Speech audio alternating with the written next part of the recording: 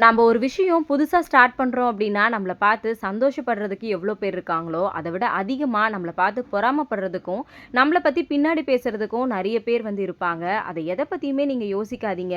ஏன்னா சில பேர் கமெண்ட்ல சொல்றீங்க, "அக்கா எதுவுமே என்னால பண்ண முடியல. எது பண்ணாலும் குறை சொல்லிக்கிட்டே இருக்காங்கன்னு." நம்ம எது பண்ணாலும் குறை சொல்றவங்க சொல்லிக்கிட்டே தான் இருப்பாங்க. இப்ப நம்ம ஒரு விஷயம் புதுசா ஸ்டார்ட் பண்ணியிருக்கோம்.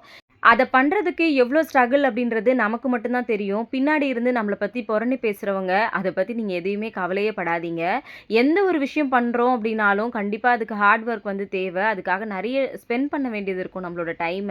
ஃபேமிலிய பார்த்துக்கிட்டு, இந்த மாரி புதுசா ஒரு விஷயம் பண்ணும்போது, அதில எவ்ளோ கஷ்டம் இருக்கு அப்படின்றது, நம்மள மாரி பண்ணி பார்க்குறவங்களுக்கு மட்டும் தான் தெரியும். பின்னாடி இருந்து குறை பேசுறவங்கள பத்தி என்னைக்குமே யோசிக்காதீங்க. அவங்க அதே இடத்துல நின்னு குறை மட்டும் தான் பேசிக்கிட்டே இருப்பாங்க.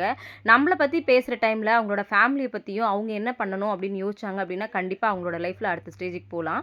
யார பத்தியும் யோசிக்காதீங்க. நல்லதே பண்ணுங்க. கண்டிப்பா நல்லதே நடக்கும்.